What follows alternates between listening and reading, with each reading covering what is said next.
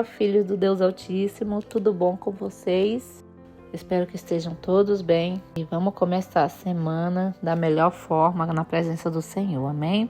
A palavra de hoje está em 2 Crônicas 34, no versículo 27, que diz assim: Porquanto o teu coração se enterneceu, humilhaste perante Deus, ouvindo as tuas palavras contra este lugar e contra os habitantes, e te humilhastes perante mim, e rasgaste as tuas vestes, e choraste perante mim, também eu te ouvi, diz o Senhor. E Josias tirou toda a abominação de todas as terras que eram dos filhos de Israel, e a todos quantos se achavam em Israel, os obrigou que servisse ao Senhor seu Deus.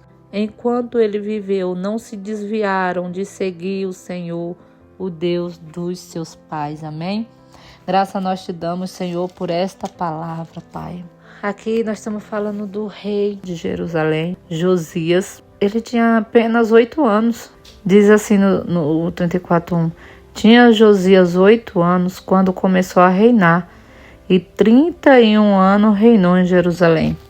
Ele era uma criança ainda quando começou a reinar, mas ele fez o que era reto perante os olhos do Senhor. Não existe idade para fazer o que é certo perante os olhos do Senhor. Mas aqui eu quis trazer uma outra visão. A visão do arrependimento é a visão de que Deus está atento aos nossos corações, às nossas atitudes.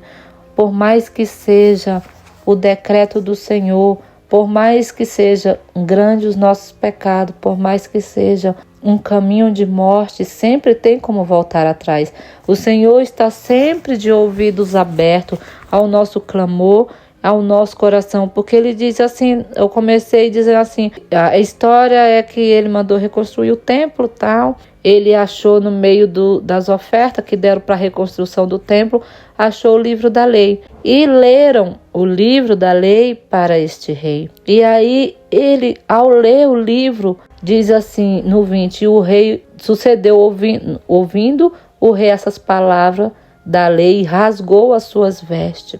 E aí ele mandou consultar o Senhor, falou, vai consultar o Senhor por mim. E foram consultar uma profetisa, ela deu a palavra, era uma palavra de destruição para Jerusalém, para Israel, porém ele disse assim, porquanto a teu respeito, o teu coração se enterneceu e te humilhaste perante Deus, ouvindo as palavras contra este lugar e contra os seus habitantes, e te humilhaste perante mim, e rasgaste as tuas vestes e choraste perante mim. Também eu te ouvi, diz o Senhor. O Senhor está sempre ouvindo ao nosso clamor. Ele está atento às nossas orações. Ele está atento às nossas atitudes. Ele está atento à sinceridade do nosso coração. O Senhor, ele não resiste a um coração contrito.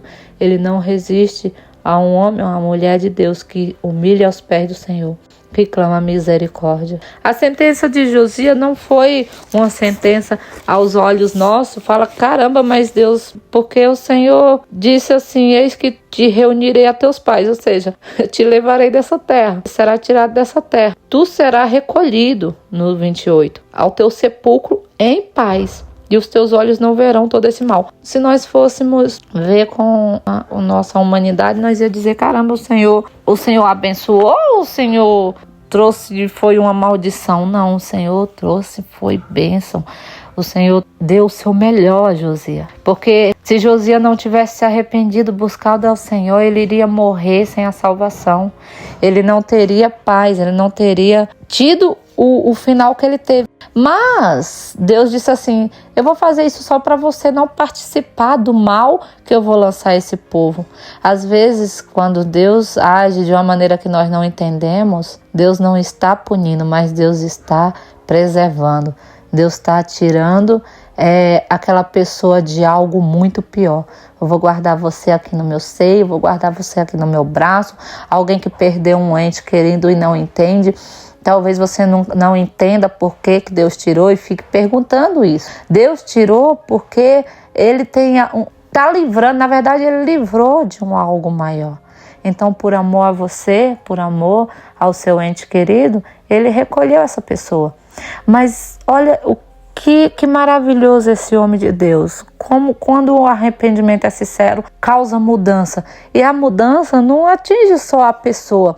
Esse rei, no seu tempo de vida, ele destruiu, ele restaurou o templo do Senhor. Ele fez grandes obras, ele fez aqui, ó. E o rei subiu à casa do Senhor com todos os homens de Judá e os habitantes de Jerusalém. Dos dois povos ele chamou, porque lembra que Judá e Jerusalém eram reinos separados. O reinado de Judá era um, o reinado de Jerusalém era outro. E os sacerdotes e os levitas e todo o povo, desde o maior até o menor, e leu aos ouvidos deles toda a palavra do livro da aliança que for achado ao Senhor. E diz mais: e pôs-se o rei em pé em seu lugar e fez aliança perante o Senhor, para seguir ao Senhor e para guardar os seus mandamentos, os seus testemunhos, os seus estatutos com todo o coração e toda a sua alma, cumprindo a palavra de aliança que estão escritas naquele livro. E fez com que todos quantos se achavam em Jerusalém e em Benjamim e firmasse e os habitantes de Jerusalém fizeram conforme a aliança de Deus, o Deus de seus pais.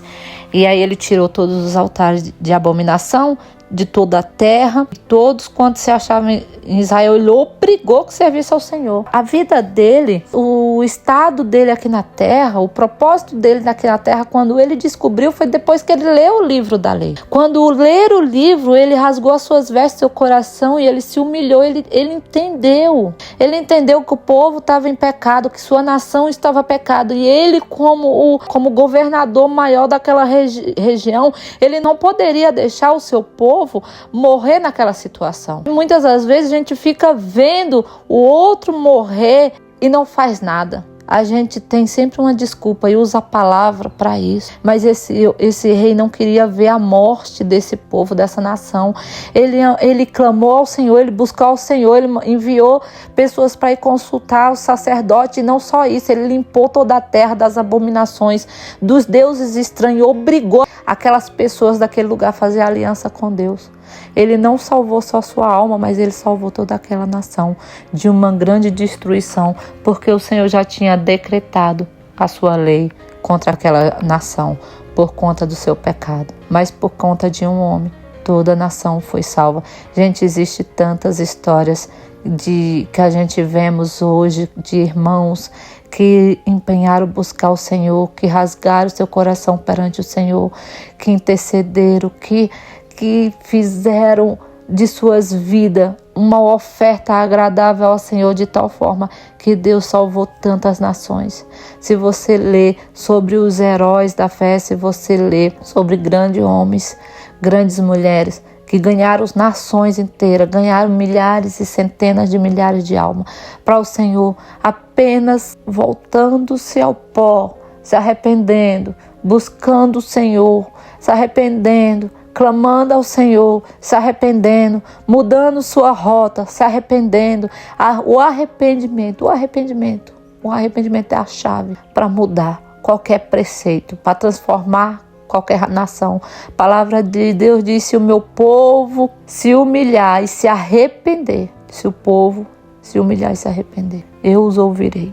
O arrependimento é a chave, a busca e fazer a vontade do Pai. O arrependimento causa mudança, e as mudanças buscam a transformação, e a transformação alcança multidões. Amém?